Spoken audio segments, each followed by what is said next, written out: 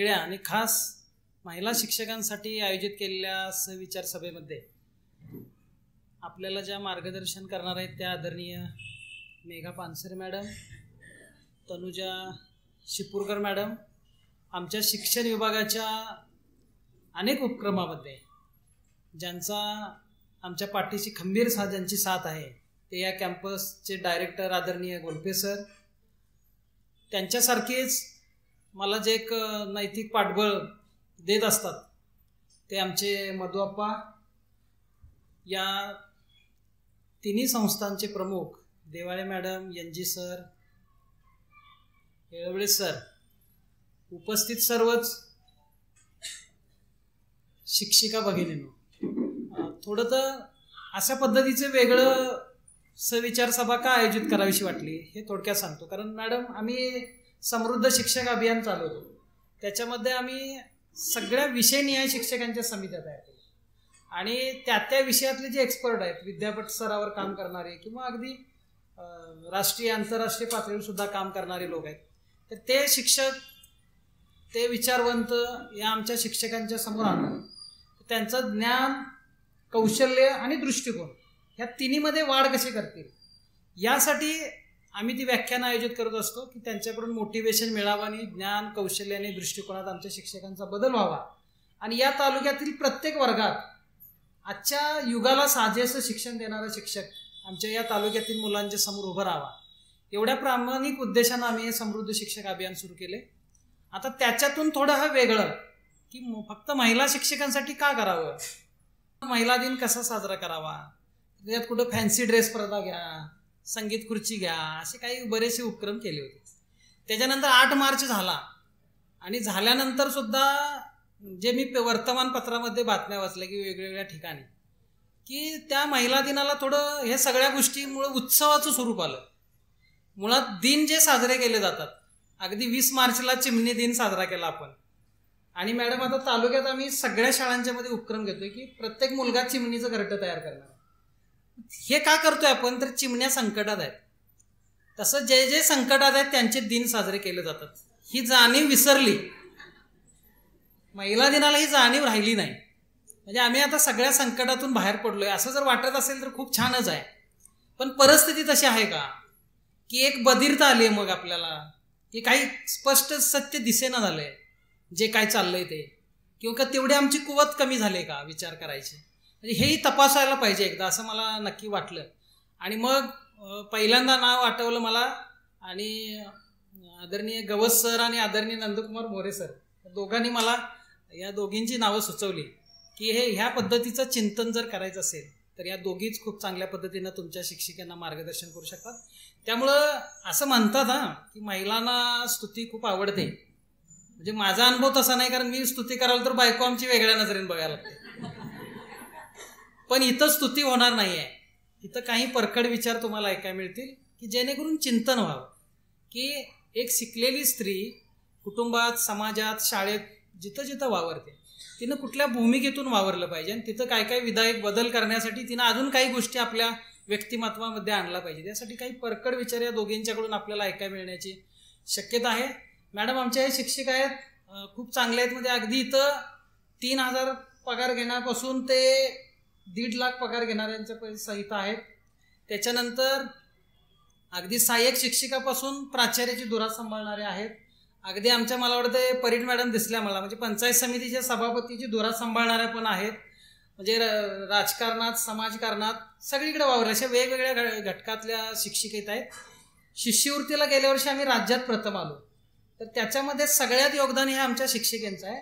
म्हणजे 17 मुलं एका शाळेची आली, 13 मुलं एका शाळेची आली, तर त्या शिक्षकांचं आहे. आणि मी या निकालाचं विश्लेषण जेव्हा करतो तर कोरोना काळात शाळा बंद असताना महिला आणि शिक्षकांनी हे रिझल्ट लावले. म्हणजे कुठलाही पिलं ज्या वेळेला संकटात असतं तर त्याचं संरक्षणाला त्याची आईच धावत असते. बघा तुम्ही कोंबडीचं उदाहरण घ्या, पक्ष्यांचं कुठल्या घ्या, प्राण्यांचं घ्या, त्यांच्या पिलाला जेव्हा जेव्हा संकट येतं तेव्हा ती आईच धावत असते.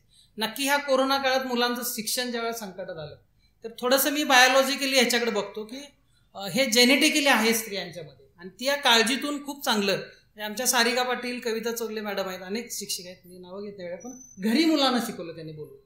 म्हणजे शाळेत विरोध होतोय, आम्ही लोक कारवाई करण्याची भीती होती, घरी नेऊन शिकवलं मला. म्हणजे इतक्या खूप चांगल्या पद्धतीने इथल्या शिक्षिका काम करतायत.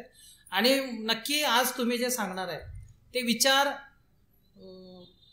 अंमलात आणतील आणि ह्या तालुक्यामध्ये एक वेगळा समाज निर्माण झाल्यासाठी तुमचे विचार खूप त्यांना मार्गदर्शक करतील असं मला वाटतं. नक्की होतंय काय की 1853चं रेल्वेचं इंजिन आता चालू शकेल का?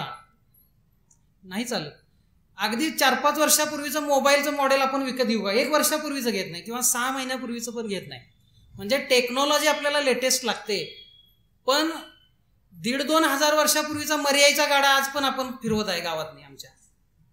म्हणजे हे असे विचार जोपासून ठेवण्याची क्षमता हे आपल्या समाजात अजूनही का आहे याचं चिंतन व्हायला पाहिजे. आणि विशेषतः स्त्रियांच्या मध्ये ते जास्त आहे, परंपरा सांभाळल्या जातात. म्हणजे माझे विचार असे आहेत की त्या वट सावित्रीच्या दिवशी माझ्या बायकोनं गेलंच पाहिजे असं काय नाही वडाची पूजा करण्यासाठी. पण समाज व्यवस्थेत स्त्रियांचा एक असा दबाव असतो की समजा ती जर नाही आली त्या घोळक्यात तर हिचं नवऱ्यावर प्रेम नाही का, हिला हा नवरा नको आहे का, 7 जन्म नको आहे का. म्हणजे हे सगळं पटत असून सुद्धा परिस्थितीच्या रेड्यामध्ये म्हणजे स्त्रियांची स्थिती आजही कशी शोचनीय आहे, परंपरांच्या ओझ्याखाली तिला ह्या सामाजिक दडपणाखाली कसं वागावं लागतं. तर हे सगळं आज डोळे उघडे ठेवून बघण्याची आणि त्याचं चिंतन करण्याची गरज आहे. त्यामुळं ह्या परंपरा ज्या काही समाज, आता मर्यायचा गाडा ज्या गावातून गेला, आपण भीती दूर करू शकलो नाही. आपण काय करतो, क्रिटिसाइज करतो त्याला की बाबा हे लोक अजूनही विज्ञान युगामध्ये अशा गोष्टी करतायत. ते का करतायत याचा विचार केला पाहिजे की त्यांच्या मनामध्ये जी भीती आहे, कोरोनामुळे आले असेल की अशा नैसर्गिक आपत्तीमुळे येत असेल, तर त्या भीतीपोटी त्या आपत्ती आपल्यावर येऊ नये यासाठी ते करतात. मग ही भीती कोण दूर करू शकतं? तर तुम्ही शिक्षक करू शकता. अशा पद्धतीचे वर्ग विद्यार्थी जर तयार केला, म्हणजे ज्या वेळेला इंग्लंडनं 2ऱ्या महायुद्धामध्ये जर्मनीचा पराभव केला तर त्याचं विश्लेषण करताना इतिहासकार असं म्हणतात की त्या इंग्लंडच्या लष्करानं नाही पराभव केला, तर हिटलर ज्या वेळेला उदयास आला तर त्यापासून त्याची धोरणं बघून हिटलरचा पराभव त्या इंग्लंडमधल्या शाळांच्या क्रीडांगणावर झाला. कारण तिथले शिक्षक मुलांना खेळात अशा त्वेषानं खेळायला शिकवायचे की पुढं प्रतिस्पर्धी हा हिटलर आहे. म्हणजे विद्यार्थ्यांची मानसिकता ह्या सामाजिक अंधश्रद्धा असतील, रूढी परंपरा असतील किंवा आणखीन भांडवलशाही अर्थ. आज आपण चांगले पगार आहेत, आज आपण खरेदी करताना भांडवलशाही अर्थव्यवस्थेचा एक उत्तम ग्राहक झालो आहे. म्हणजे आपण आपल्या गरजा न बघता तुलना करून बरेच जण खरेदी करायला लागले. म्हणजे ह्या सगळ्याला म्हणजे केवळ सामाजिक आर्थिक नव्हे तर ह्या भांडवलशाही अर्थव्यवस्थेला सुद्धा कसे बळी पडालो, आपली मेंटॅलिटी कशी तयार केली गेली या जाहिरातींच्या मधून.